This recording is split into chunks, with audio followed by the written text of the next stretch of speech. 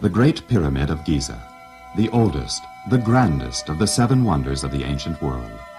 The only one of these wonders to survive, bringing with it the dignity of age. The Arabs have a saying, "The world fears time, but time fears the pyramids." In the 4,000 years since the Great Pyramid was built, 1.5 million sunrises have cast their shadow across the sand. 200 generations have played at its feet, much like the children of today. History has etched its mark upon the face of the Great Pyramid.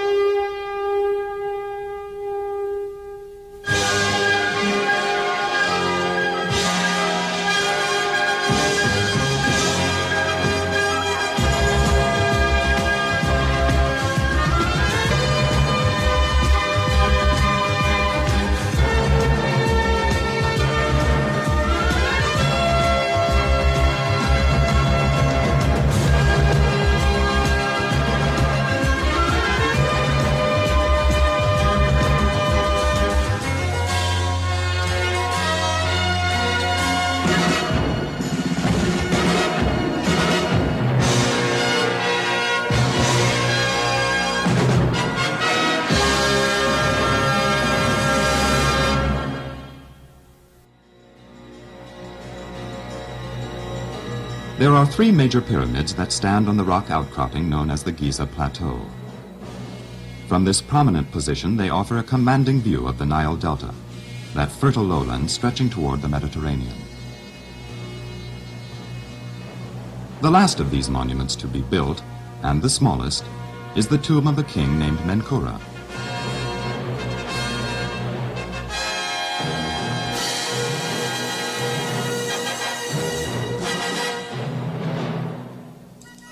Some 600 feet to its north, another pyramid towers above it. Larger and more impressive, it is the tomb of Menkura's father, Khephren. Part of the original casing still clings to its top.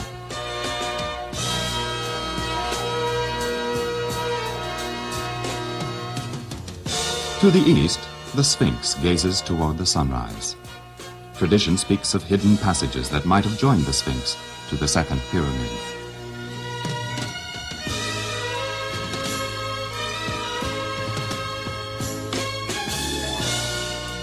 Mystical worship is said to have found expression in these now silent monuments.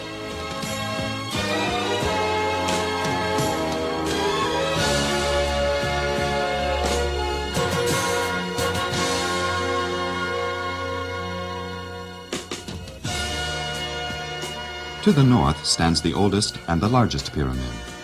The unanimous voice of its many visitors names it the Great Pyramid.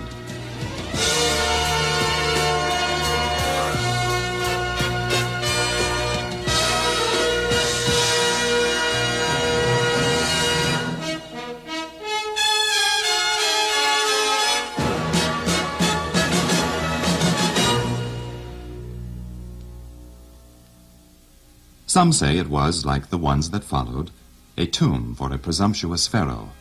Others insist that it was not a tomb. Most do agree, however, and properly so, that it is connected with the reign of Khepren's brother Cheops, or Khufu.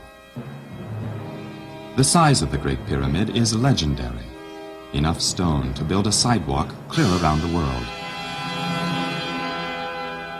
or pave a highway from New York City to Chicago, or to construct 20 Empire State Buildings.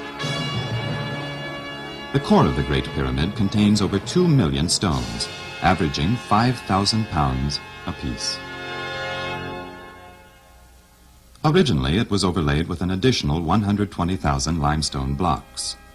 These highly polished stones shimmered under the desert sun. Thus, the pyramid remained in its dazzling perfection for some 30 centuries, until Arab sultans in the 13th century pillaged the shining outer casing stones for the mosques and bridges of Cairo. Strong mortar filled the tiny joints, only 1/50th of an inch separating each casing block. Ferguson, in his History of Architecture, exclaims, "Nothing more perfect mechanically has ever been erected."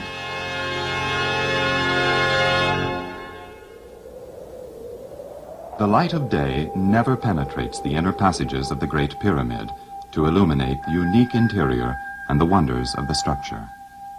The entrance was known to only a few in Roman times.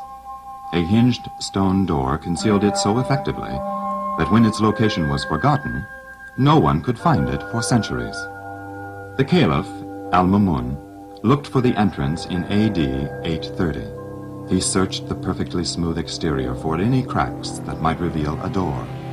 Not finding one, he began tunneling where tradition said it should be, somewhere on the north face.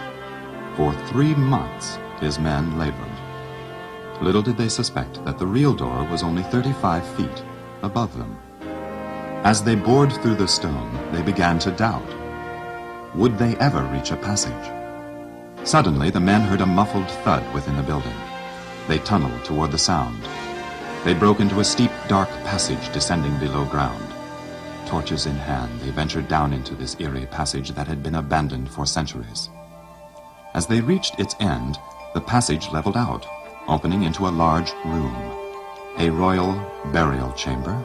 No. An unfinished, dead end called the pit.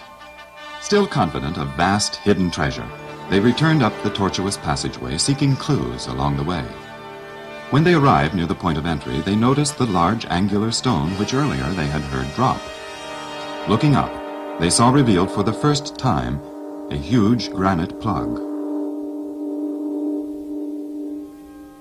Try as they would, Al-Mamun's men could not remove it, so they tunneled around the 15-ton obstruction. Another long, low passage stretched upward before them. Since it didn't have the cleats and handrails that help modern tourists, they had to clamber on hands and knees up this cramped, slippery grade. At last they emerged. Before them, a remarkable sight.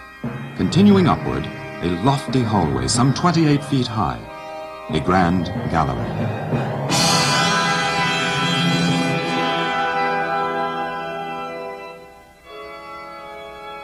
Tunneling below this horizontally was another cramped passageway leading to a large empty room.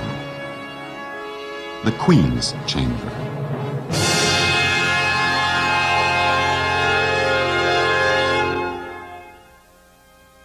They progressed upward along the grand gallery, ascending into the dark beyond the reach of their glowing torches. Faint shadows flickered on the lofty ceiling, and still the men climbed. At the top, a great step. A low stoop into an antechamber. Another low passage, and then